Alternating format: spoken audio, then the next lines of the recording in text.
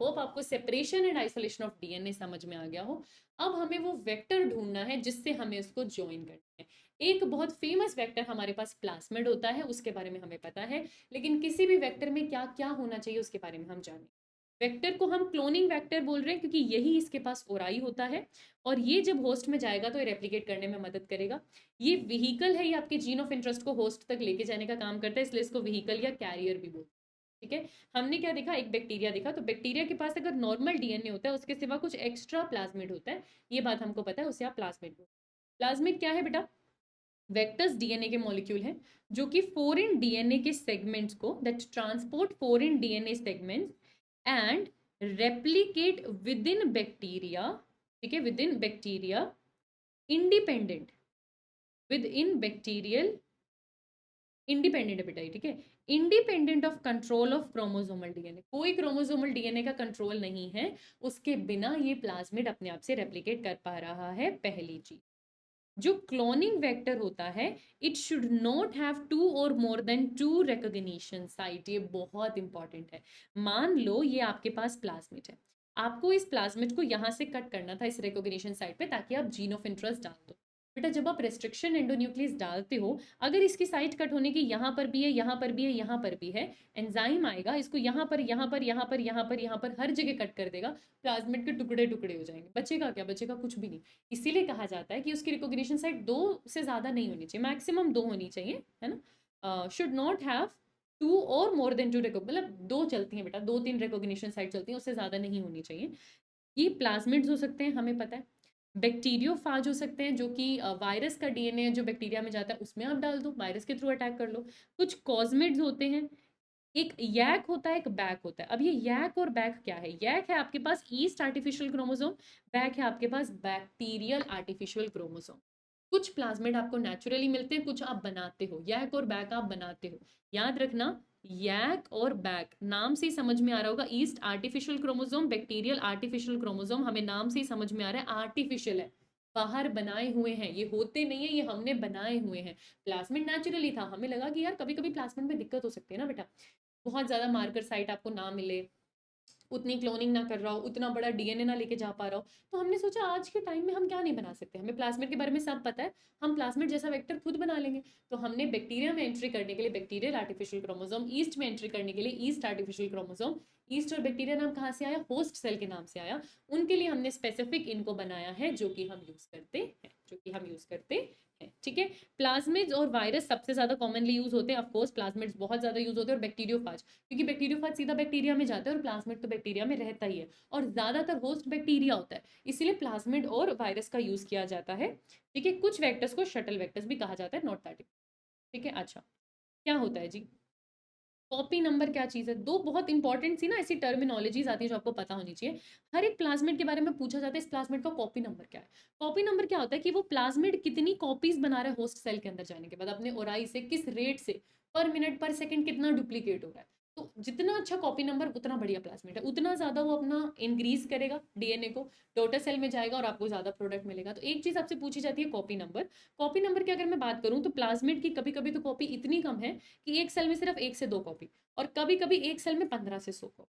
रही बात वायरस की, तो इनका कॉपी नंबर थोड़ा ज्यादा होता है। वायरस का copy number, virus infecting bacteria का कॉपी नंबर थोड़ा ज्यादा होता है। कॉपी नंबर आपसे पूछा जाता है बेटा कि कितना टाइम वो रेप्लिकेट कर रहा है, तो याद रखना, मैं यहीं पर आपको बता देती हूँ। एक वेक्टर के ना कुछ पॉइंट्स हैं जो हर वेक्टर के अंदर होने चाहिए, हर क्लोनिंग वेक्टर में होने चाहिए। सबसे पहला उनके पास एक ओराई साइट होनी चाहिए, जिसे ओरिजिन ऑफ रेप्लिकेशन कहते हैं। PBR322 करके एक वेक्टर है, एक आर्टिफिशियल वेक्टर है, जिसका डायग्राम एनसीईआरटी में दिया हुआ है, वहां पर ये साइट बताई हुई है, जिसको आप बोलते हो आरओपी। आरओपी को बोलते हैं रेप्लिकेशन ऑफ प्लाज्मिड। ठीक है, ये साइट जो है बेटा, ये कॉपी नंबर डिसाइड करती है, ये रेगुलेट करती है कि किस रेट से कॉपी नंबर जो है इंक्रीज होंगे। ये रेगुलेट करती है डिवीजन को, ये रेगुलेट करती है कॉपी नंबर को, ये रेगुलेट करती है कॉपी नंबर को। तो हर प्लाज्मिड के अंदर ये दोनों चीजें इंपॉर्टेंट है, आरओपी भी इंपॉर्टेंट है और ओआरआई भी इंपॉर्टेंट। वेक्टर्स को इस तरीके से बनाया जाता है ताकि इजीली वो फॉरेन डीएनए से लिंक हो जाए, और सिर्फ लिंक ना हो, सिर्फ इतना नहीं है कि लिंक करना है, इस तरीके से वेक्टर को बनाया जाता है कि लिंक करने के बाद आप स्क्रीनिंग और सिलेक्शन भी कर सको कि कौन से होस्ट के अंदर रिकॉम्बिनेंट गया है या नहीं गया है। ये बहुत इंपॉर्टेंट चीज है। देखो, वेक्टर के अंदर क्या क्या होना चाहिए? इजी टू ट्रांसफर, होस्ट में भेजना ईजी होना चाहिए, ईजी टू ट्रांसफर, होस्ट में भेजना ईजी होना चाहिए। उसके पास डेफिनेटली ओराई साइट और आरओपी साइट होनी चाहिए। उसके अंदर कॉपी नंबर हाई होना चाहिए, एटलीस्ट जाकर ज़्यादा अमाउंट तो बना सके, ठीक है। इजीली आरडीएनए बना पाता हो, यानी कि इजीली फॉरेन डीएनए से जुड़ पाए, easily link to foreign DNA, easily link हो पाए, ठीक है। उसके पास बेटा सेलेक्टेबल मार्कर्स जरूर होने चाहिए, सेलेक्टेबल मार्कर जरूर होने चाहिए। सेलेक्टेबल मार्कर क्या करते हैं? सेलेक्टेबल मार्कर साइट वेक्टर की वो साइट होती है जहां पर अगर आपने फॉरेन डीएनए अटैच किया तो ये साइट आपको पहचानने में मदद कर देगी, क्योंकि बाहर से तो कुछ नहीं दिख रहा ना, सब टेस्ट ट्यूब में हो रहा है, कुछ भी नहीं दिखता बेटा। मुझे कैसे पता चलेगा कि मेरे वेक्टर से मेरा फॉरेन डीएनए अटैच हुआ या नहीं हुआ, यानी रिकॉम्बिनेंट बना है या नहीं बना, या क्या पता मेरा रिकॉम्बिनेंट होस्ट में गया या नहीं गया, बाहर से तो कुछ भी नहीं दिखाई दे रहा है ना।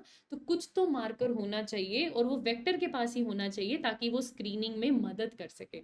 लास्ट इंपॉर्टेंट चीज, इसके पास अलग अलग रेस्ट्रिक्शन एंडोन्यूक्लियस के लिए रिकॉग्निशन साइट जरूर होनी चाहिए, वरना इसको रेस्ट्रिक्शन एंडोन्यूक्लियस कट कहाँ पर करेगा, तो रिकॉग्निशन साइट भी इसके पास जरूर होनी, ठीक है। तो हम प्लाज्मिड वेक्टर्स के बारे में बात करें, प्लाज्मिड क्या है, क्योंकि ये आपको बैक्टीरिया में मिलते हैं तो ये सर्कुलर और डबल स्ट्रैंडेड है। ये इंडिपेंडेंट रेप्लिकेशन कर लेते हैं, सेमी ऑटोनोमस, इनके पास खुद का ओराई होता है। ये आउटसाइड द क्रोमोसोमल डीएनए मिलते हैं, ये कुछ बैक्टीरिया में मिलते हैं, कुछ ईस्ट में मिलते हैं, देखो बीवाईक्यू आया होगा।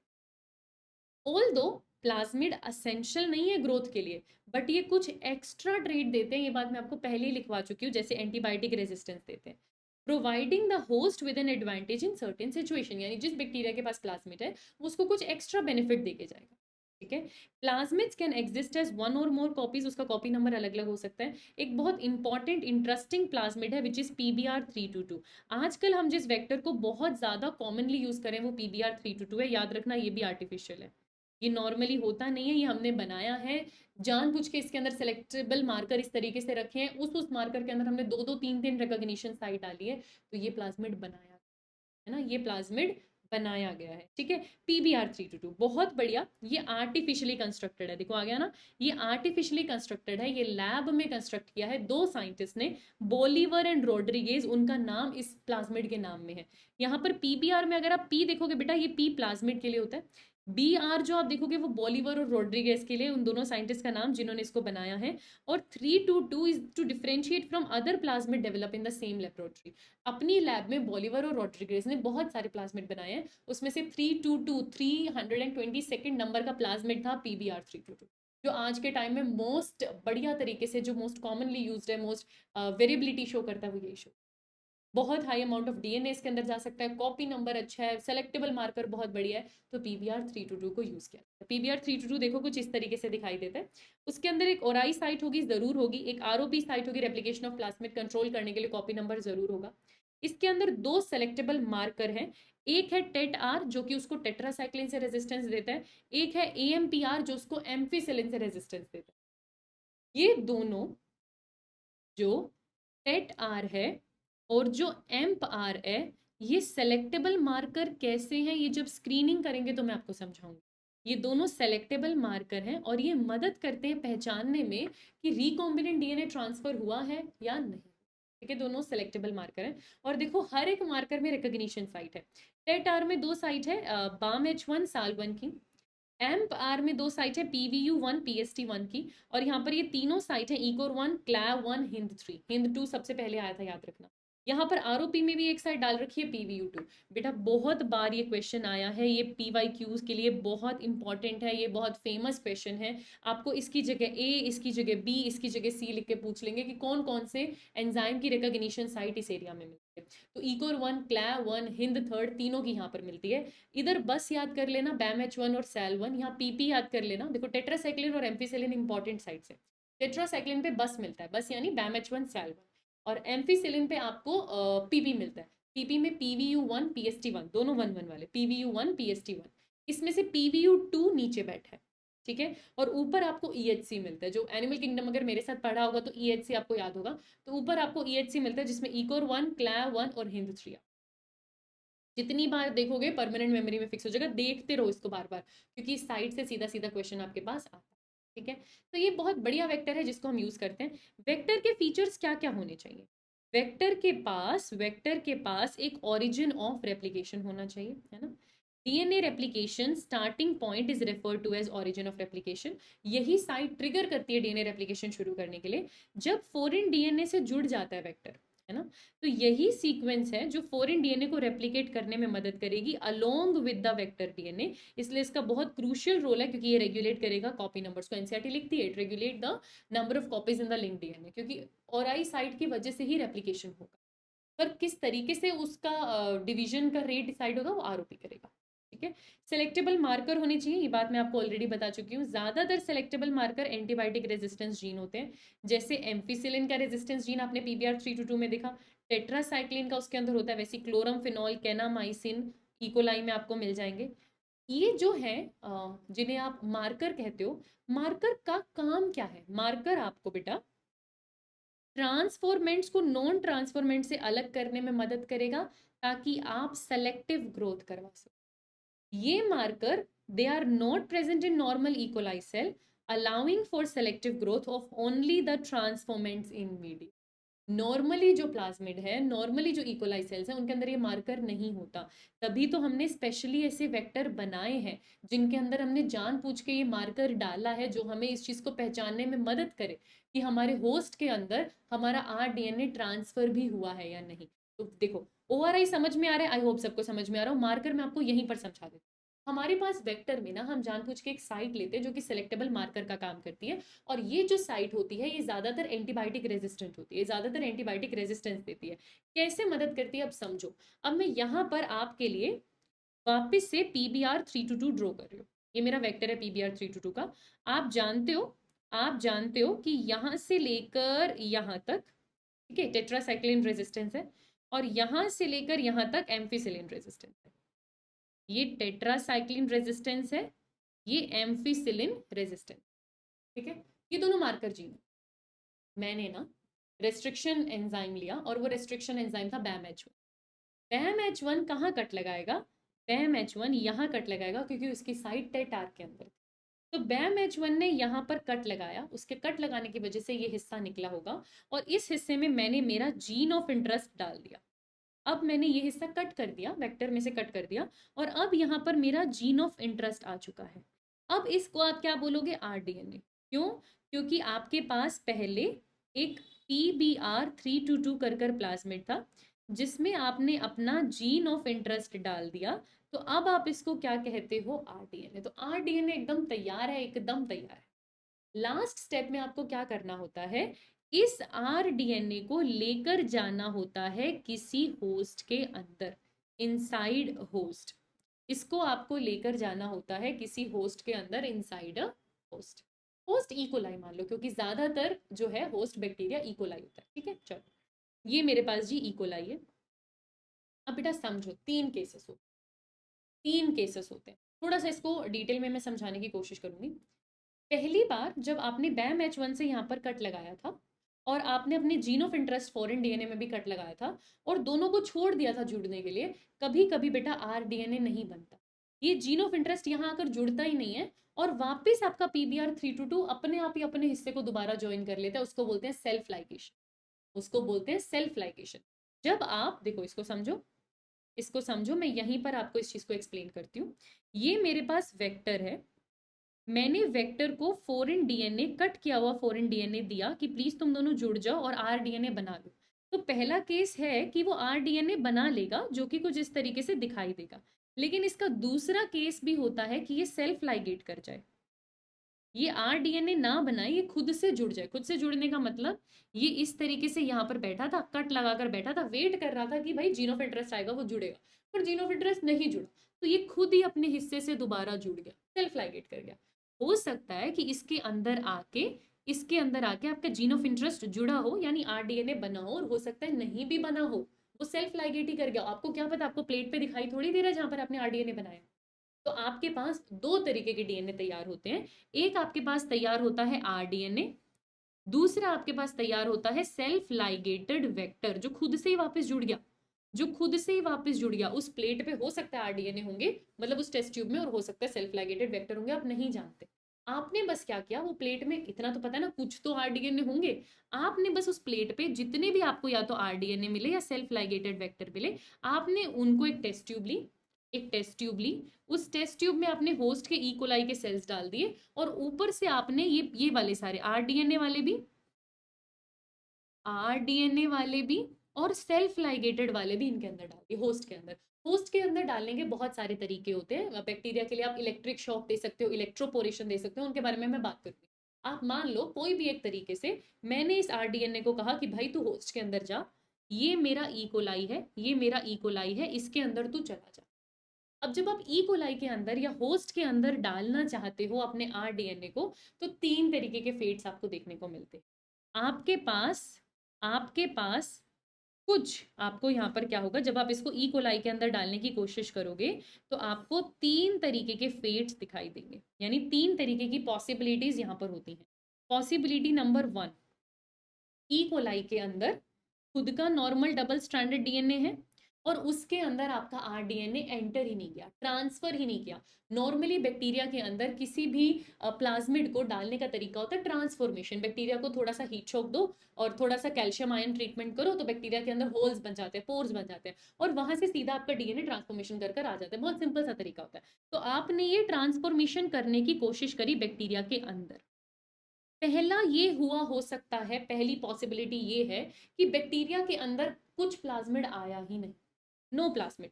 इसको बोलते हैं बेटा नॉन ट्रांसफॉर्मेंट्स, इनको बोलते हैं नॉन ट्रांसफॉर्मेंट्स, क्योंकि ट्रांसफॉर्मेशन इसमें हुआ ही नहीं। दूसरी पॉसिबिलिटी क्या होती है कि अगर ये मेरे पास इकोलाई है, ये इसका खुद का डबल स्ट्रैंडेड डीएनए है, इसके अंदर प्लाज्मिड आया, पर इसके अंदर वो वाला प्लाज्मिड आ गया जिसने खुद से ही वापस ज्वाइन किया था, सेल्फ लाइगेटेड वेक्टर वापस आ गया। तो इनको आप क्या बोलते हो, ट्रांसफॉर्मेशन तो हुआ, ट्रांसफॉर्मेंट्स तो ये हैं, ट्रांसफॉर्मेशन तो हुआ, ट्रांसफॉर्मेंट्स तो ये हैं, बट नॉन रिकॉम्बिनेंट। जो डीएनए इनके अंदर आया है, जो प्लाज्मिड इसके अंदर आया है, वो रिकॉम्बिनेंट डीएनए नहीं आया, वो नॉन रिकॉम्बिनेंट आया। और तीसरी पॉसिबिलिटी ऐसी हो सकती है कि जो आपके पास इकोलाई है, उसके बाद खुद का डबल स्टैंडर्ड डीएनए है, उसके पास प्लाज्मिड आया, और प्लाज्मिड कौन से वाला आया, जिसके अंदर फॉरेन डीएनए उसके अंदर आ गया। ये फाइनली आपके पास ट्रांसफॉर्मेंट भी है, ये आपके पास ट्रांसफॉर्मेंट भी है, और ये आपके पास रिकॉम्बिनेंट भी है। ये ट्रांसफॉर्मेंट भी है, ये रिकॉम्बिनेंट भी है। तो तीन चीजें हुई हो सकती है, उसमें से आपको ये वाला होस्ट सेल ढूंढना है बेटा। इसीलिए कहते हैं स्क्रीनिंग बहुत जरूरी है, इसीलिए कहते हैं सेलेक्टिव ग्रोथ बहुत जरूरी है। आरडीएनए बनाने के बावजूद जब आप होस्ट सेल में डालते हो तो तीन चीजें होना पॉसिबल है, या तो ट्रांसफर ही ना हो, और ट्रांसफर हो तो शायद ये सेल्फ लाइगेटेड वाला ट्रांसफर हो जाए, आरडीएनए ना ट्रांसफर हो। तो उस पूरी टेस्ट ट्यूब में आपको ढूंढना पड़ेगा ना कि ये वाले सेल कौन से। पहली बात प्लेट पे होता है, टेस्ट ट्यूब पे नहीं होता, पर उस पूरी प्लेट पर इतनी बैक्टीरिया की कॉलोनी है, इतने सारे इकोलाई हैं कि आपको ढूंढना है कि आपके ट्रांसफॉर्मेंट रिकॉम्बिनेंट वाली कॉलोनी कौन सी है। उसको निकाल के फिर आपको बड़े बड़े फर्मेंटर्स में उसको इतना सारा ग्रो करना है कि कमर्शियली ग्रो हो। तो ये सिलेक्शन, ये स्क्रीनिंग का जो मेथड होता है, ये बहुत अपने आप में इंपॉर्टेंट होता है, या कहूँ बहुत अपने आप में इंपॉर्टेंट फीचर होता है वेक्टर का। अब बात यह है कि ये सेलेक्टेबल मार्कर जो हम कह रहे हैं बार बार, ये कैसे मदद करेगा इस स्क्रीनिंग में। तो मैंने आपको क्या बोला कि जो टेट्रासाइक्लिन वाला जीन था, मैंने वहां पर मेरा जीन ऑफ इंटरेस्ट डाल दिया। पहली चीज समझो, जहां पर भी आप फॉरेन डीएनए डालते हो, वो फॉरेन डीएनए की साइट या तो इस मार्कर पे होगी या इस मार्कर पे होगी, किसी ना किसी मार्कर पे ली जाती है। पहली चीज, मैंने किस मार्कर पे ली, टेट्रासाइक्लिन रेजिस्टेंस पे ली। अगर मेरे टेट्रासाइक्लिन रेजिस्टेंट जीन को कट लगाकर मेरा फॉरेन डीएनए यहाँ पर जुड़ गया होगा, तो बेटा अब ये टेट्रासाइक्लिन रेजिस्टेंस वाली प्रॉपर्टी नहीं दे पाएगा। अगर ये प्लाज्मिड अब होस्ट के अंदर जाएगा भी, तो ये होस्ट को टेट्रासाइक्लिन रेजिस्टेंट नहीं बना पाएगा। क्यों? क्योंकि टेट्रासाइक्लिन रेजिस्टेंट बनाने वाला जीन तो मैंने निकाल कर फॉरेन डीएनए डाल लिया। तो इतना कॉन्सेप्ट आपको बहुत अच्छे से क्लियर होना चाहिए कि जहां पर भी आप फॉरेन डीएनए डालोगे, जिस भी रेजिस्टेंट जीन में आप फॉरेन डीएनए डालोगे, वो प्रॉपर्टी अब नो मोर है, वो प्रॉपर्टी अब खत्म हो चुकी है। तो मेरे केस में मैंने यहाँ पर मेरा जीन ऑफ इंटरेस्ट डाला, तो टेट्रासाइक्लिन रेजिस्टेंट प्रॉपर्टी खत्म हो चुकी है, अब ये प्रॉपर्टी नहीं मिल सकती। ठीक है, बहुत बढ़िया बात। तो क्या किया बेटा, क्योंकि मेरे पास टेट्रासाइक्लिन रेजिस्टेंस के साथ साथ मेरे पास एम्फीसिलिन रेजिस्टेंस भी था, यहाँ पर समझो मेरे पास एम्फीसिलिन रेजिस्टेंस भी था। बहुत बढ़िया तरीका होता है। ये आपके पास पेट्री डिश है, ठीक है, ये आपके पास पेट्री डिश है। इस पेट्री डिश पर ना अलग अलग एरियाज में कॉलोनीज ग्रो कर रही होती हैं। इसको ऐसे समझो, यहाँ पर कॉलोनी ग्रो कर रही है, कॉलोनी ग्रो कर रही है, कॉलोनी ग्रो कर रही है, कॉलोनी ग्रो कर रही है, कॉलोनी, बहुत सारा बैक्टीरिया ग्रो कर रहा है। इकोलाई था, आपने इकोलाई के अंदर डाल दिया, अब आपको पता नहीं किसमें गया किसमें नहीं गया, मुझे नहीं पता, मुझे पहचानना है। इस पेट्री डिश जैसे अगर इस पे ग्रो कर रहा है ना, पीछे की तरफ नंबरिंग दी होती है ऐसे 1 2 3 4 5, वरना पहचानोगे कैसे, तो नंबरिंग दी होती है। अब मुझे मेरी मेन प्लेट के साथ छेड़खानी नहीं करनी। मेन प्लेट के साथ अगर मैंने छेड़खानी करी तो मेरा इतना लंबा प्रोसेस हो जाएगा बर्बाद, कुछ भी हो सकता है ना। तो इसके रेप्लिका बनाए जाते हैं बेटा, इस मेन प्लेट के याद रखना रेप्लिका बनाए जाते हैं, अलग अलग प्लेट पे इनको लेकर इनके रेप्लिका बनाए जाते हैं। इसकी ये मान लेते हैं रेप्लिका 1। ये मैंने इसका एक दूसरा प्लेट का रेप्लिका तैयार किया, रेप्लिका 1। इस बार मैंने मीडियम में मैंने ये किया, ये जो रेप्लिका प्लेट 1 मैं बना रही थी, इस मीडियम में मैंने क्या डाला, एम्फीसिलिन, एम्पीसिलिन डाला, याद रखना इस मीडियम में मैंने एम्पीसिलिन डाला। अब रेप्लिका करते कैसे हैं, मुझे ये बैक्टीरिया की कॉलोनी उठाकर यहाँ पर लानी है। बेटा एक बीकर लेते हैं, उसको ना उल्टा पकड़ते हैं, उसकी जो साइड होती है पकड़ने वाली, जैसे अगर ये वाला बीकर है, किसी भी वे में कर लो, नाइट्रोसेल्यूलोज मेम्ब्रेन पर भी कर सकते हो, है ना, हम लोग इस तरीके से करते थे। ये बीकर है, ये वाली साइड बीकर की थोड़ी सी ब्रॉड होती है, ठीक है, थोड़ी सी ब्रॉड होती है। फनल वाला बीकर उठा लो, उठा लो, यहाँ पर नीचे मसलिन क्लॉथ लगा लो, वेलवेट क्लॉथ लगा लो, नाइट्रोसेल्यूलोज मेम्ब्रेन ले लो, कुछ भी ले लो, उसको पकड़ो, इस प्लेट पर थोड़ा सा लगाओ, ये प्लेट दिख रही है, इस प्लेट पर थोड़ा सा लगाओ, तो ये बैक्टीरिया ना यहाँ चिपक जाते हैं थोड़े थोड़े, बिल्कुल इसी पोजीशन में, घुमाना भी नहीं है, 1 2 3 4 चेंज नहीं होना चाहिए, जहां 1 है वहीं 1 होना चाहिए, ठीक है। ऐसे रखा, उठाया, तो प्लेट पर कुछ कुछ बैक्टीरिया चिपक जाएगा, लेकिन 1 की जगह 1, 2 की जगह 2, हिलाना नहीं है, बहुत इंपॉर्टेंट काम होता है, छींकना नहीं है उस पर बिल्कुल भी। उठाया, एज इट इज लाई, और रेप्लिका प्लेट पर इसको लाके छोड़ दिया, जैसे स्टैंप नहीं लगाते बेटा अंगूठे का, ऐसे लिया इधर लगा दिया, बिल्कुल वैसे प्लेट से उठाया, इधर लाए, इधर लगा दिया, इधर लाकर छोड़ दिया। तो पहले रेप्लिका क्रिएट होता है, as it is same colony इस रेप्लिका प्लेट पर आकर आ जाती है, 1 2 3 4 5, बिल्कुल सेम एज इट इज यहाँ पर। अब पहली बार जो मैंने रेप्लिका बनाया उसके मीडियम में मैंने एम्फीसिलिन डाला था, उसके मीडियम में मैंने एम्फीसिलिन डाला था। बेटा क्या मेरा ई कोलाई इस एम्फीसिलिन में जिंदा रह पाएगा, या इन तीनों में से कौन से वाला ई कोलाई एम्फीसिलिन में जिंदा रह पाएगा? जो नॉन ट्रांसफॉर्मेंट था, जिसके अंदर प्लाज्मिड आया ही नहीं, उसके अंदर तो एम्फीसिलिन रेजिस्टेंस या टेट्रासाइक्लिन रेजिस्टेंस कुछ भी आने का चांस ही नहीं है। क्यों? क्योंकि एम्फीसिलिन और टेट्रासाइक्लिन रेजिस्टेंस तो प्लाज्मिड लेकर आने वाला था, और इसके अंदर तो प्लाज्मिड जैसा कुछ आया ही नहीं। क्या मेरा नॉन ट्रांसफॉर्मेंट एम्फीसिलिन रेजिस्टेंट होगा? क्या ये एम्फीसिलिन रेजिस्टेंट होगा? नहीं। क्या मेरा ट्रांसफॉर्मेंट जो नॉन रिकॉम्बिनेंट है वो एम्फीसिलिन रेजिस्टेंट होगा? वो एम्फीसिलिन रेजिस्टेंट होगा, जी हाँ। क्यों? क्योंकि एम्फीसिलिन रेजिस्टेंस वाला जीन तो उसके अंदर इंटैक्ट है, उसके अंदर इंटैक्ट है। और क्या मेरा ट्रांसफॉर्मेंट और रिकॉम्बिनेंट वाला जीन क्या एम्फीसिलिन रेजिस्टेंट होगा? ये तो बिल्कुल एम्फीसिलिन रेजिस्टेंट। तो पहले केस में, पहले रेप्लिका में आपने एम्फीसिलिन डाला, इस एम्फीसिलिन में मान लो ये वाला बैक्टीरिया ग्रो नहीं कर पाया, बाकी चारों ग्रो कर गए, ये वाला ग्रो नहीं कर पाया, चलो मान लो ये वाला भी ग्रो नहीं कर पाया, नंबर 5 और नंबर 3 ग्रो नहीं कर पाए इस प्लेट पे। इसका मतलब आपको यहाँ पर एक कंक्लूजन मिल गया, क्या? कि नंबर 5 वाली जो कॉलोनी थी और नंबर 3 वाली जो कॉलोनी थी वो नॉन ट्रांसफॉर्मेंट थी। नॉन ट्रांसफॉर्मेंट कहने का मतलब उसके अंदर आपका प्लाज्मिड आया ही नहीं, वो नॉन ट्रांसफॉर्मेंट थी, उसके अंदर आपका प्लाज्मिड आया ही नहीं, चाहे रिकॉम्बिनेंट वाला चाहे सेल्फ लाइगेटेड वाला आया ही नहीं। तो हमें फालतू काम नहीं करना पड़ेगा ना, 2 कॉलोनीज हमने हटा दी, बहुत बढ़िया। वापस से इसी प्लेट का रेप्लिका लिया जाता है और एक नई प्लेट पे लाया जाता है। अब ये नई प्लेट है आपके पास रेप्लिका प्लेट 2, ये नई प्लेट है आपके पास रेप्लिका प्लेट 2। इस बार बेटा मीडियम में डाला जाता है टेट्रासाइक्लिन, इस बार मीडियम में डाला जाता है टेट्रासाइक्लिन। देखो ऑलरेडी यहाँ पर 3 कॉलोनीज बची हैं, जिसमें मुझे पक्का पक्का पता है कि मैंने मेरे नॉन ट्रांसफॉर्मेंट तो हटा दिए, वो मैंने अलग कर दिए, वो यहाँ ग्रो ही नहीं करे। अब अगर आप यहाँ से, चाहे आप इसका रेप्लिका दोबारा यहाँ ले आओ चाहे इसका ले आओ, जनरली इसी का लाया जाता है, जनरली इसका लाया जाता है, आप इधर इसको दोबारा लेकर आए। जब आप इसको इधर दोबारा लेकर आओगे तो ऑफकोर्स नंबर 3 और नंबर 5 तो ग्रो करेगा ही, नंबर 3 और नंबर 5 तो ग्रो करेगा ही नहीं, क्योंकि वो तो टेट्रासाइक्लिन रेजिस्टेंट है ही नहीं, ना तो वो एम्फीसिलिन रेजिस्टेंट है ना वो टेट्रासाइक्लिन रेजिस्टेंट है, वो तो मरेगा ही मरेगा। लेकिन इन दोनों में से मुझे बताओ कि जब आप इसे टेट्रासाइक्लिन में लाओगे तो ये तो रेजिस्टेंट नहीं है, ये तो मरेगा ही मरेगा। जो यहाँ पर नॉन रिकॉम्बिनेंट आ गया है, जो खुद वापस अपने आप से सेल्फ लाइगेट कर गया था, ये तो टेट्रासाइक्लिन रेजिस्टेंट है, इसकी जीन में तो कोई छेड़खानी नहीं हुई। लेकिन जो रिकॉम्बिनेंट है उसके टेट्रासाइक्लिन रेजिस्टेंट को हटा के आपने जीन ऑफ इंटरेस्ट डाल दिया, तो ये आप टेट्रार में जब डालोगे ये मर जाए, ये मर जाएगा।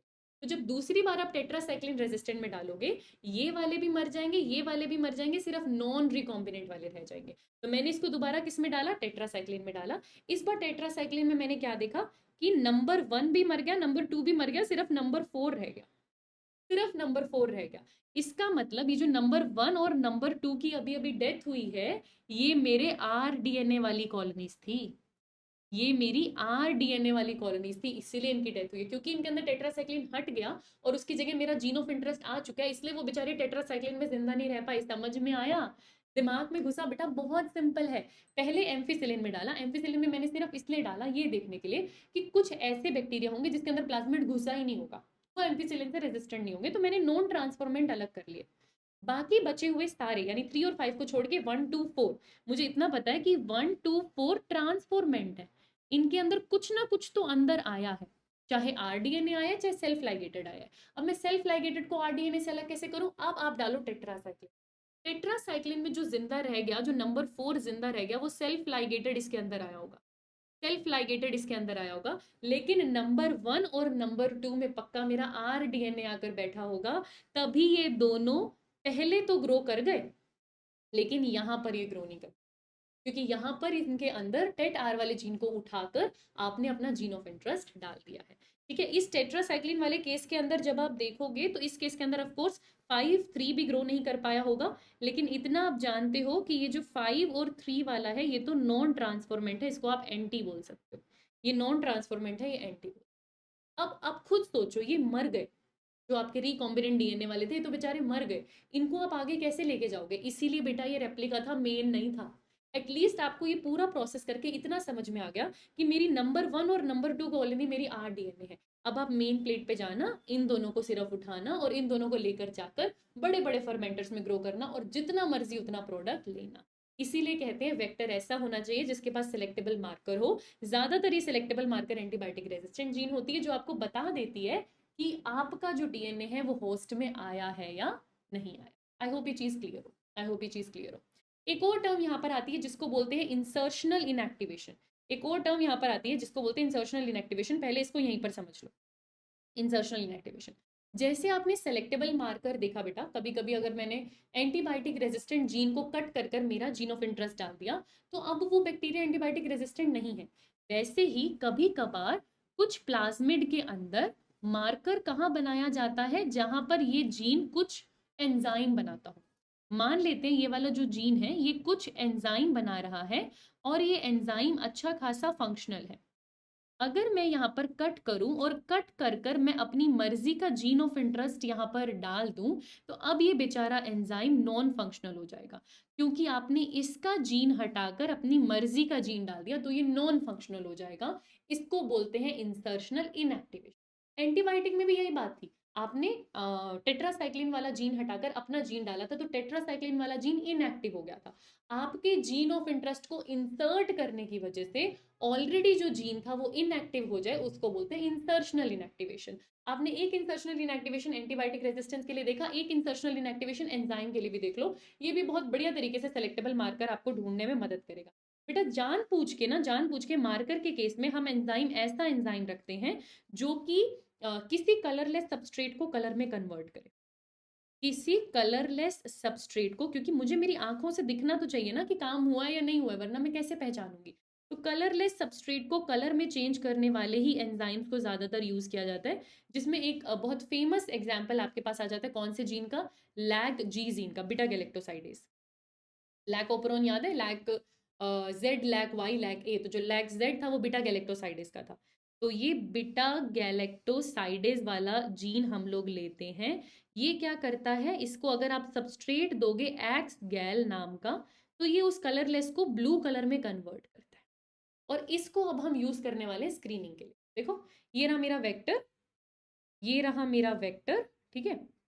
इस वेक्टर में यहां से लेकर यहां तक एम्फीसिलिन रेजिस्टेंट जीन है, और यहां से लेकर यहां तक, और यहां से लेकर यहां तक इसके अंदर है एक्स गैल का, या फिर बोलो लैगजी का, लैगजी का जीन है। ठीक है जी, क्लियर है। मैंने क्या किया है, जहां पर लैगजी का जीन था वहां पर कट लगाकर अपना जीन ऑफ इंटरेस्ट डाल दिया। मैंने अपना जीन ऑफ इंटरेस्ट डाल दिया, ये इनएक्टिव हो चुका है, मतलब इंसर्शनल इनएक्टिवेशन हो चुका है, इंसर्शनल इनएक्टिवेशन हो चुका है। अब ये अपना काम नहीं कर पाएगा।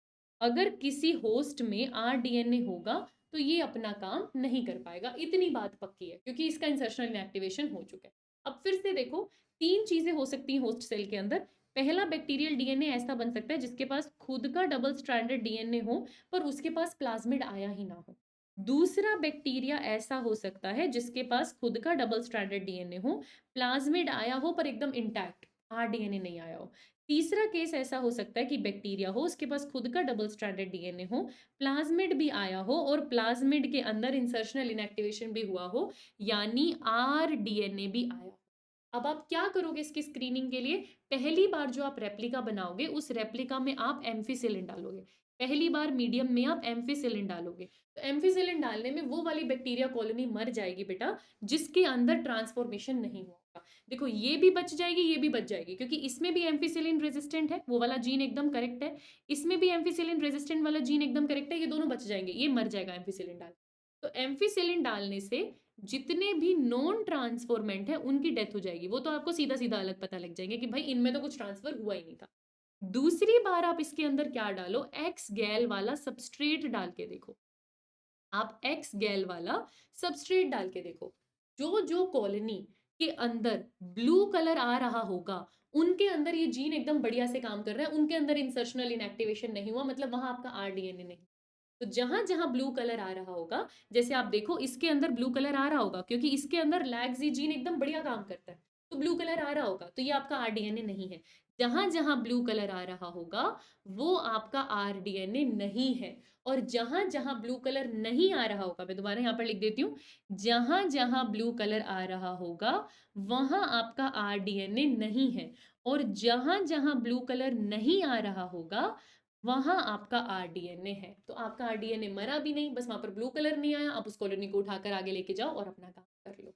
ये होता है इंसर्शनल इनएक्टिवेशन, बहुत ही सिंपल सी चीज होती है। दोबारा देख लो, ये टेक्निक है जिसमें आप रिकॉम्बिनेंट और नॉन रिकॉम्बिनेंट सेल को अलग अलग कर लेते हो। इसमें आप एक सबस्ट्रेट यूज करते हो, क्रोमोजेनिक सबस्ट्रेट, मतलब जो कलर देता हो। इसके अंदर क्या है, आप आरडीएनए इंसर्ट करते हो उस जीन में जो एंजाइम बना रहा था बीटा गैलेक्टोसाइडेज, और उस जीन का बेचारे का एक्सप्रेशन हो जाता है इनएक्टिव, इसलिए इसको बोलते हैं इनएक्टिव इंसर्शनल इनएक्टिवेशन।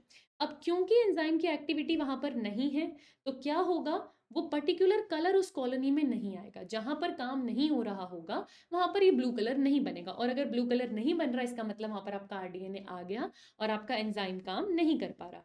जहां पर जीन इंटैक्ट होगा वहां पर एंजाइम काम कर रहा होगा, तो वहां पर आपको ब्लू कलर मिल रहा होगा। इसलिए कहते हैं जहां ब्लू कलर मिल रहा है वहां आरडीएनए नहीं है, क्योंकि वहां पर इंसर्शनल इनएक्टिवेशन नहीं हुआ। सबस्ट्रेट का नाम दे दिया एक्स गैल, और एक्स गैल जो है वो ब्लू कलर में कन्वर्ट हो जाता है। तो आप रिकॉम्बिनेंट और नॉन रिकॉम्बिनेंट का पता यहां पर लगा, सिंपल है जी। अच्छा, बीच में हमारे पास एक चीज इंपॉर्टेंट थी विच इज सेलेक्टेबल मार्कर, हमने देख लिया। हमारे पास ओरिजिन ऑफ रेप्लिकेशन होना चाहिए वेक्टर में, क्यों होना चाहिए हमने देख लिया। एक और चीज जो वेक्टर में होनी चाहिए, क्लोनिंग साइट्स, है ना, रिकॉग्निशन साइट। ये तो अब हमको पता ही है, ये चीज हमको पता ही है। जो सेलेक्टेबल मार्कर आपने देखा उसके बारे में यहाँ पर बताया हुआ है, रीड कर लो, बस रीड करने जितना, क्योंकि एक्सप्लेनेशन पूरी हो चुकी है। रेस्ट्रिक्शन एंजाइम का रिकॉग्निशन साइट होता है, वो साइट वेक्टर में जरूर होना चाहिए ताकि फॉरेन डीएनए उसे आकर अटैच हो सके। फॉरेन डीएनए उसी रिकॉग्निशन साइट पर अटैच होता है, और ज्यादातर ये रिकॉग्निशन साइट किसी ना किसी एंटीबायोटिक रेजिस्टेंट जीन के अंदर होती है। जैसे एम्फिसिलिन रेजिस्टेंट के अंदर PVU1 PST1 था, टेट्रासाइक्लिन रेजिस्टेंट के अंदर BAMH1 SAL1 था। तो ज्यादातर साइट किसी एंटीबायोटिक रेजिस्टेंट जीन के अंदर होती है। The joining of foreign DNA with plasmid results in creation of a recombinant plasmid। ठीक है, फॉरेन डीएनए को प्लाज्मिड से जोड़ोगे तभी आरडीएनए बनेगा। अगर वो फॉरेन जीन इंसर्ट हुआ है, टेट्रासाइक्लिन वाली साइट में ऐड हुआ है, तो अब आपका प्लाज्मिड टेट्रासाइक्लिन रेजिस्टेंट नहीं रहेगा, इनएक्टिव हो गया, इंसर्शनल इनएक्टिवेशन। क्यों? क्योंकि जो उसका जीन था वो तो आपने डिसरप्ट कर दिया, उसकी जगह आपने फॉरेन डीएनए डाल दिया। एक एक चीज हमने पढ़ी है। एक तरीका है फॉरेन डीएनए को लाने का प्लाज्मिड में is ligation at restriction site found in one of the antibiotic resistant gene. किसी ना किसी एंटीबायोटिक रेजिस्टेंट जीन में आप फॉरेन डीएनए डाल दोगे। फॉर इंस्टेंस अगर मैंने बैम H1 साइट, मैंने आपको यही एग्जाम्पल बताया बेटा, अगर मैं बैम H1 साइट पे कट लगाऊं जो टेट्रासाइक्लिन रेजिस्टेंस के अंदर होती है PBr322 में, क्योंकि वही मेन आजकल यूज किया जाता है, और वहां पर मैं मेरा फॉरेन डीएनए डाल दूं, तो जो रिकॉम्बिनेंट प्लाज्मिड बनेगा वो अब टेट्रासाइक्लिन से रेजिस्टेंस नहीं दिखा पाएगा। एम्फिसिलिन से तो नॉन रिकॉम्बिनेंट जो है रेजिस्टेंस आपको दिखा देगा, है ना। देखो, जो नॉन ट्रांसफॉर्मेंट होगा वो तो एम्फिसिलिन से भी रेजिस्टेंट नहीं होगा, जो ट्रांसफॉर्मेंट होगा वो ट्रांसफॉर्मेंट टेट्रासाइक्लिन से रेजिस्टेंट नहीं होगा, वो टेट्रासाइक्लिन से रेजिस्टेंट नहीं होगा, एम्फिसिलिन से तो होगा। तो आप क्या कर रहे हो, रिकॉम्बिनेंट प्लाज्मिड अब जो है टेट्रासाइक्लिन से रेजिस्टेंस नहीं होगा क्योंकि वहां आपने फॉरेन डीएनए डाल दिया है, लेकिन फिर भी आप इसको नॉन रिकॉम्बिनेंट से अलग अलग डिस्टिंग्विश कर सकते हो। कैसा, क्या करो, टेट्रासाइक्लिन मीडियम में कल्चर करके देख लो। अगर वो टेट्रासाइक्लिन वाली मीडियम में ग्रो कर रहा है मतलब वो आरडीएनए नहीं है, अगर वो टेट्रासाइक्लिन वाली मीडियम में ग्रो नहीं कर पा रहा मतलब वो आपका आरडीएनए है। सिंपल सी चीज, वही सिंपल सी चीज आप दोबारा पर भी यहाँ पर लिख सकते हो। अगर मैंने टेट आर वाले जीन में अपना फॉरेन डीएनए डाला है तो मैं उसको कैसे आइडेंटिफाई करूंगी, पहले उसको एम्फिसिलिन वाले मीडियम में डालना। एम्फिसिलिन वाले मीडियम में जो ग्रो नहीं करता वो नॉन ट्रांसफॉर्मेंट होता है, जो ग्रो नहीं करता वो नॉन ट्रांसफॉर्मेंट होता है। दूसरी बार उसको टेट रेजिस्टेंस यानी कि टेट्रासाइक्लिन वाले मीडियम में डाल के देखना। टेट्रासाइक्लिन वाले मीडियम में, जब आप टेट्रासाइक्लिन वाले मीडियम में डालोगे उस टाइम पे जो ग्रो करता है टेट्रासाइक्लिन वाले मीडियम में जो ग्रो करता है वो नॉन रिकॉम्बिनेंट है, वो नॉन रिकॉम्बिनेंट है। और जो ग्रो नहीं करता, जो उसमें ग्रो नहीं करता वो रिकॉम्बिनेंट, वो रिकॉम्बिनेंट। ठीक है, बस इतनी सी चीज है यहाँ पे। रिकॉम्बिनेंट को कैसे पहचानोगे, जो ट्रांसफॉर्मेंट होंगे वो एम्फिसिलिन वाली मीडियम पे ग्रो करेंगे, नॉन ट्रांसफॉर्मेंट तो ग्रो ही नहीं करेगा, वहां से उसको लेना और टेट्रासाइक्लिन में डाल देना। ठीक है, रिकॉम्बिनेंट्स एम्फिसिलिन वाले मीडियम पे ग्रो करेंगे बट टेट्रासाइक्लिन वाले मीडियम पे ग्रो नहीं करेंगे। नॉन रिकॉम्बिनेंट्स एम्फिसिलिन पर भी ग्रो करेंगे और टेट्रासाइक्लिन पर भी ग्रो करेंगे, वो एम्फिसिलिन पर भी ग्रो करेंगे और टेट्रासाइक्लिन पर भी ग्रो करेंगे। ठीक है, in this approach one antibiotic resistance gene facilitate selection of transformant. एक में आपने फॉरेन डीएनए डाला और एक आपको सिलेक्शन करने में मदद कर रहा है, whereas other antibiotic resistant gene become inactivated due to insertion of foreign DNA adding in the selection of recombinant. तो इस तरीके से आप अपने रिकॉम्बिनेंट को सेलेक्ट कर पाओगे। वेक्टर बेटा यहाँ पर कंप्लीट हो जाता है, वेक्टर की प्रॉपर्टीज यहाँ पर कंप्लीट हो जाती है। अब एकदम लास्ट चीज आपके पास आती है विच इज होस्ट। कौन से होस्ट के लिए कौन सा वेक्टर यूज करना इजी है, जैसे मैंने आपको बताया बैक्टीरिया है तो प्लाज्मिड यूज करो, तो बैक्टीरियोफाज यूज करो, वो इजी है। वैसे प्लांट और एनिमल के लिए आपको जनरली कौन सा वेक्टर यूज करना चाहिए, तो बेटा ऐसा कहा जाता है कि एक बैक्टीरिया है एग्रोबैक्टीरियम ट्यूमिफेशियंस नाम से, जो कि क्राउन गोल्ड डिसीज करता है प्लांट में। उसके पास एक प्लाज्मिड होता है टीआई प्लाज्मिड, और वही टीआई प्लाज्मिड ये डिसीज कर रहा होता है प्लांट के अंदर। तो प्लांट के अंदर इस प्लाज्मिड को जाना आता है क्योंकि वो नेचुरली डिसीज करने प्लांट के अंदर जाता है। तो जब वो नेचुरली जा रहा है उसमें डिसीज कोजिंग जीन को अगर मैं कट कर दूं जो बीमारी ना करे प्लांट में, अपना जीन ऑफ इंटरेस्ट डाल दूं, उसकी ability to replicate inside the host को मैं ना छीनूं, तो कितना बढ़िया प्लाज्मिड वो प्रूव हो सकता है अगर होस्ट मैं मेरे प्लांट को मानूं तो। सिमिलरली हमने बहुत बार ऐसा देखा कि रेट्रोवायरस एनिमल को बहुत इन्फेक्ट कर रहे थे, है ना। बहुत सारी डिसीजेस रेट्रोवायरस करते हैं, वो अपना आरएनए हमारे अंदर लाते हैं, उनके पास रिवर्स ट्रांसक्रिप्टेज होता है, उससे कॉम्प्लीमेंट्री डीएनए बनाते हैं, कॉम्प्लीमेंट्री डीएनए हमारे डीएनए में इंटीग्रेट करते हैं और फिर क्या करने लग जाते हैं, साइकिल पे साइकिल बनाने। तो क्यों ना मैं एक रेट्रोवायरस पकड़ूं, उसके आरएनए में से वो साइट जो कि डिसीज करती है उसको हटाऊं, उसकी जगह जीन ऑफ इंटरेस्ट डालूं और एक एनिमल को इन्फेक्ट करने दूं कि जा मौज कर। अब वो तो सोच रहा है कि मेरा इन्फेक्शन ग्रो करेगा, बट एक्चुअली हमारा जीन ऑफ इंटरेस्ट ग्रो करता है। तो आपसे स्पेसिफिकली अगर पूछा जाए कि प्लांट और एनिमल के लिए आपको कौन कौन से वेक्टर यूज करने चाहिए, तो देख लो। Vectors designed for gene cloning in plant and animal have been influenced by the transfer of gene into this organism by bacteria and virus. हमने ये देखा कि कौन कौन सा बैक्टीरिया और वायरस प्लांट और एनिमल को इन्फेक्ट करता है, उसके बेसिस पर हमने इनके प्लाज्मिड चूज किए, which have long been adept at delivering genes to transform eukaryotic cell and induce them to perform specific function. जैसे हमने क्या देखा, एग्रोबैक्टीरियम ट्यूमिफेशियंस, ये एक पैथोजन है, एक बैक्टीरिया है, बैक्टीरियम लिखा हुआ है ना, बैक्टीरिया है। ये क्या करता है, याद रखना, डाइकोट में, मोनोकोट में नहीं, डाइकोट में। ये डाइकोट में इन्फेक्शन करता है। इसके पास एक प्लाज्मिड होता है जिसका नाम होता है TI plasmid, tumour inducing plasmid इसके पास होता है। इस तरीके से दिखाई देता है। अगर मैं एग्रोबैक्टीरियम ट्यूमिफेशियंस आपके सामने बनाऊं, ये मान लेते हैं ये इसका प्लाज्मिड है, ठीक है। प्लाज्मिड क्या क्या नाम होता है बेटा? TI plasmid, tumour inducing plasmid. ये ट्यूमर करता है प्लांट में, क्राउन गोल डिसीज करता है जो कि कैंसरस है। प्लांट में क्राउन गोल डिसीज करता है, एकदम सेल्स लगातार डिवाइड कर रहे हैं कर रहे हैं कर रहे हैं कर रहे हैं करते जा रहे हैं। इसके अंदर ना यहाँ पर एक सीक्वेंस होता है, यहाँ पर एक सीक्वेंस होता है जिसको बोलते हैं टीडीएनए। इस टीडीएनए में वो सीक्वेंसेस होते हैं ऑक्सिन साइटोकिनिन बनाने वाले जो कैंसर करते हैं। तो आप क्या करो, टीडीएनए में कट लगाओ, क्योंकि यही पैथोजेनिक हिस्सा है, यही डिसीज कोजिंग जीन है ना। तो उसमें कट लगाओ और अपना जीन ऑफ इंटरेस्ट डाल दो। इस तरफ बेटा यहाँ से लेकर यहाँ तक इसके अंदर एक वायरुलेंट जीन होता है। वायरुलेंट जीन वो जीन होता है जो इसको एबिलिटी देता है प्लांट को इन्फेक्ट करने की, प्लांट के अंदर एंट्री करने की, प्लांट के अंदर रेप्लिकेट करने की। तो हम इसको बिल्कुल भी नहीं छेड़ते, ये तो इंटैक्ट रहेगी। लेकिन जहां से बीमारी हो रही है उसको कट करके आप जीन ऑफ इंटरेस्ट डाल देते हो और उसको प्लांट के अंदर जाने देते हो। सेल डिवाइड करता है, साथ में ये डिवाइड करता है और आपको आपका होस्ट क्लोनिंग कर करके दे देता है। देखो क्या करते हैं हमने क्या किया, हमने एक सेगमेंट ऑफ डीएनए को उसकी टीडीएनए की जगह डाल दिया और उसको एक नॉर्मल प्लांट सेल में डाल दिया जहां पर वो ट्यूमर करता है, जो इन सेल्स को कंपेल करेगा कि तुम बार बार रेप्लिकेट करो और मेरी मर्जी का केमिकल बना के दो, क्योंकि तुमने वही वाला जीन उसके अंदर भेजा है। तो जो टीआई प्लाज्मिड होता है उसको आपने इस तरीके से मॉडिफाई किया है कि आपने उसको नॉन पैथोजेनिक क्लोनिंग वेक्टर बना दिया। पैथोजन वो नहीं है पर वो क्लोनिंग करने में मदद कर रहा है। आप अपने जीन ऑफ इंटरेस्ट को प्लांट में इसकी मदद से भेज सकते हो। तो ये बात थी प्लांट की। दूसरा मैंने आपको बताया बेटा क्या, एनिमल।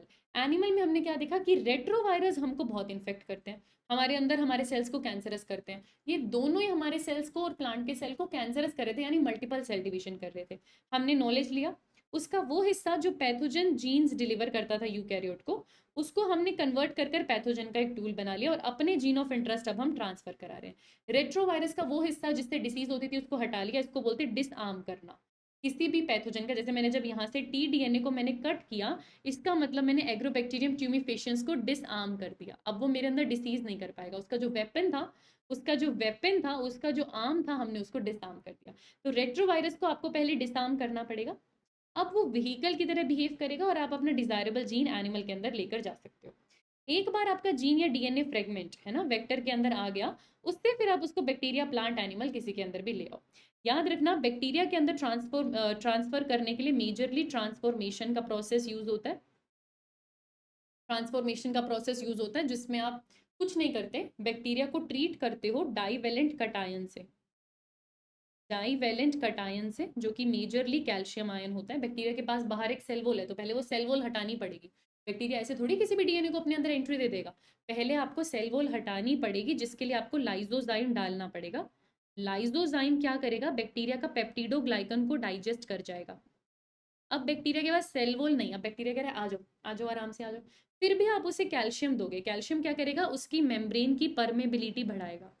कैल्शियम क्या करेगा, उसकी मेम्ब्रेन की परमेबिलिटी बढ़ाएगा। अब बेचारा बैक्टीरिया उस पोरस भी हो चुका है, उसके पास परमेबिलिटी भी है, अब वो कह रहा है किसी भी डीएनए को मेरे अंदर आने, तो फिर भी इतनी आसानी से डीएनए अंदर नहीं जाता। उसके बावजूद आपको इलेक्ट्रोपोरेशन करना पड़ता है। कभी कभी तो आपको इलेक्ट्रोपोरेशन करना पड़ता है, कभी कभी आपको हीट शॉक मेथड देना पड़ता है। ये दोनों ही मेथड बेटा याद रखना बैक्टीरिया के लिए यूज होते हैं। इलेक्ट्रोपोरेशन मतलब क्या, परमेबिलिटी बढ़ गई है, सेल वॉल आपने हटा दिए, उसके बाद आप दो इलेक्ट्रिक शॉक। वो इलेक्ट्रिक शॉक आप इतनी जोर से देते हो कि डीएनए जो है बैक्टीरिया के अंदर चला जाता है।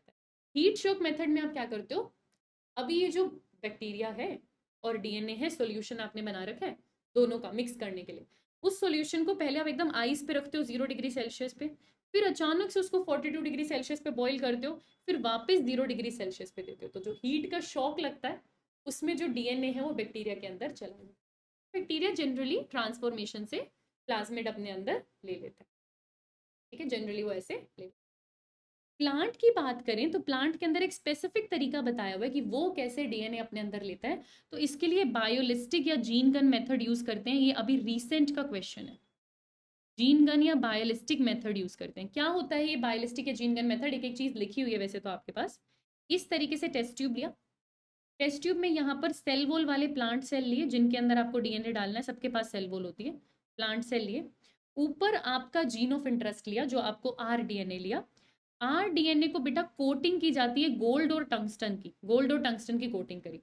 तो बहुत सारा आरडीएनए लिया और हर बार आरडीएनए को गोल्ड और टंगस्टन की कोटिंग दी।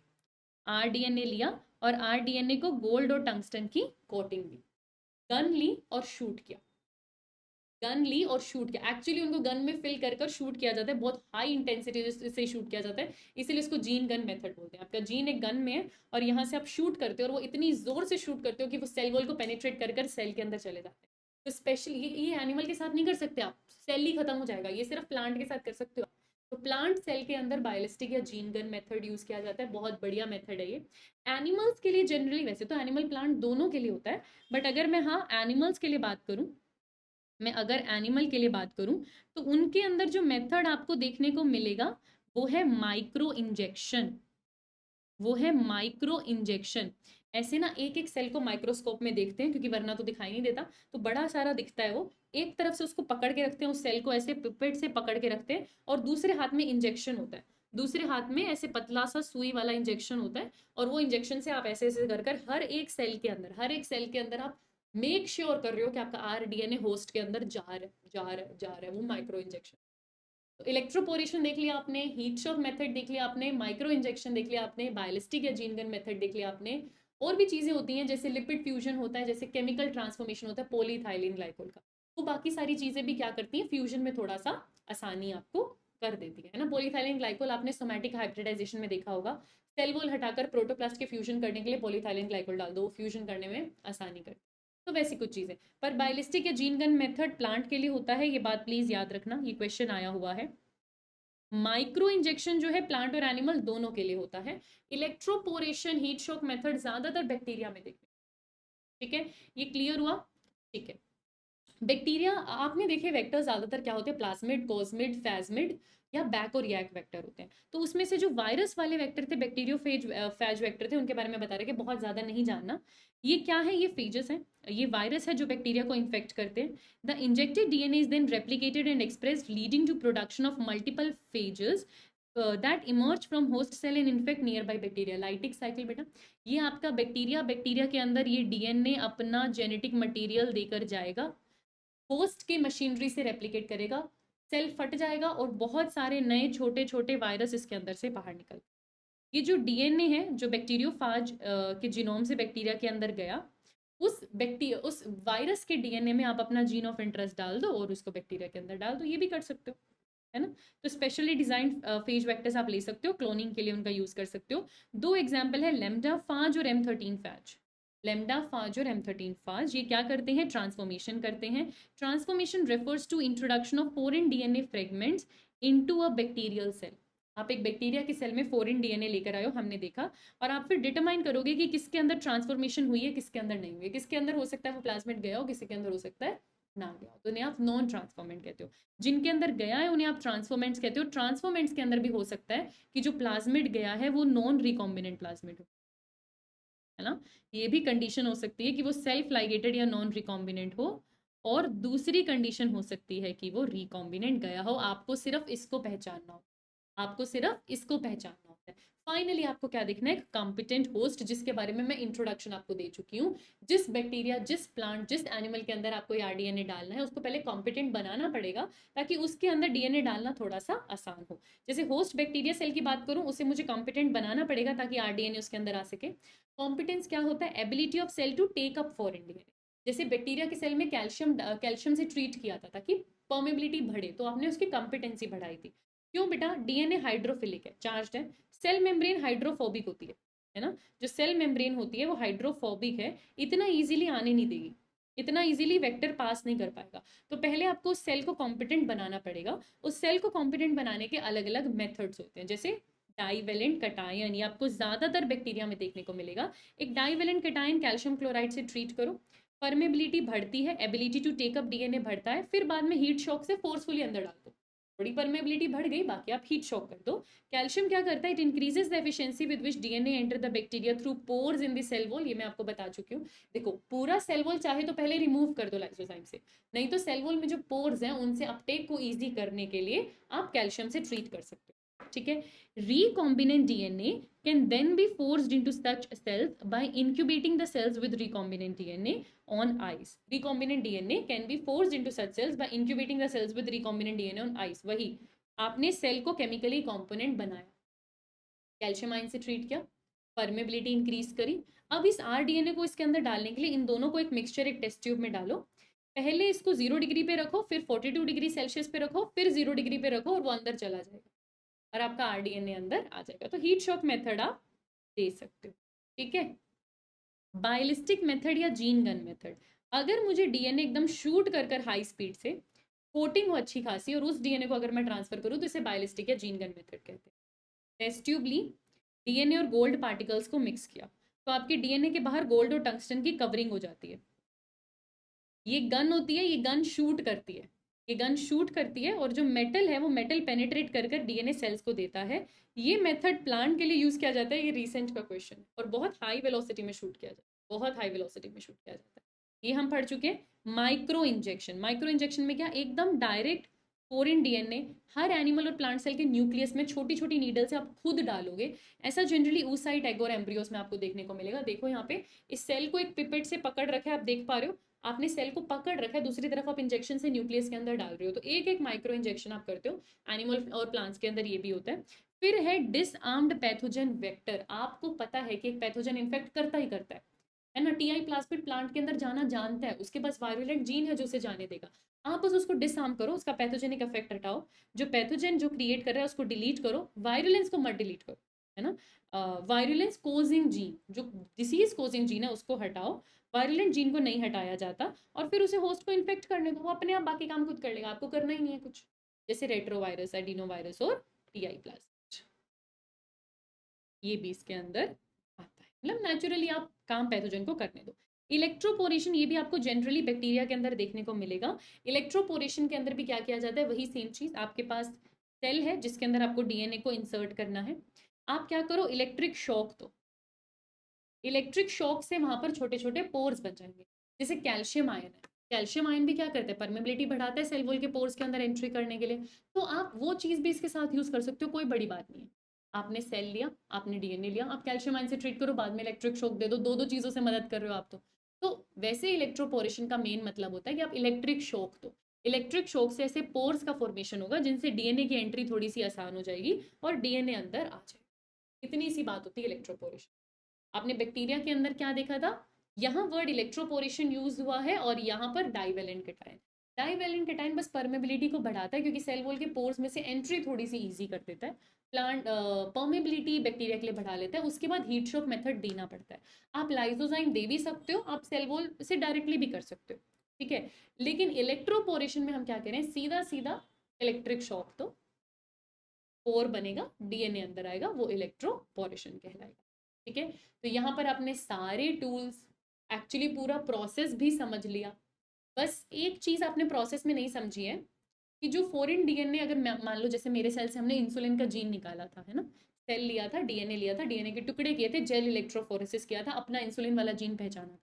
लेकिन मेरे सेल से डीएनए निकलता कैसे है, डीएनए की स्पूलिंग कैसे होती है, उसको छोड़ के आपने सारे प्रोसेस कर लिए। नेक्स्ट टॉपिक में हम फटाफट से सारा सीक्वेंस, सारा प्रोसेस रिवाइज करेंगे and this will be keep learning and thank you so much. I hope vector से रिलेटेड कोई डाउट ना बचाओ, रेस्ट्रिक्शन एंडोन्यूक्लियस से कोई डाउट ना बचाओ और होस्ट से कोई डाउट ना बचाओ। तीन चीजें चाहिए होती हैं, एक वेक्टर चाहिए होता है, एक होस्ट चाहिए होता है, एंजाइम चाहिए होता है, बाकी काम हो जाता है। तो ये सारा टूल्स हमने देख लिया, अब बस इनको जोड़ के सीक्वेंस में एक बार प्रोसेस देखना है। प्रोसेस में आप बस दो नई चीजें देखोगे बेटा, एक तो स्पूलिंग ऑफ डीएनए देखोगे, एक पीसीआर देखोगे, है ना। क्योंकि कभी कभी जब आप एक सेल से डीएनए निकालते हो, जैसे अगर मेरे सेल से हमने डीएनए निकाला तो वो थोड़ा सा निकला होगा, उसके घूम जाने के, उसके वेस्ट हो जाने के, उसके खराब हो जाने के चांसेस है और बार बार नया नया डीएनए नहीं निकाल सकते। तो जो थोड़ा सा डीएनए निकलता है उसका लार्ज कॉपी बनाया जाता है, उसको एम्प्लीफिकेशन किया जाता है बेटा, ताकि ईजी हो जाए प्रोसेस। तो वो चीज़ें हम वहाँ पर पढ़ेंगे and thank you so much and keep learning.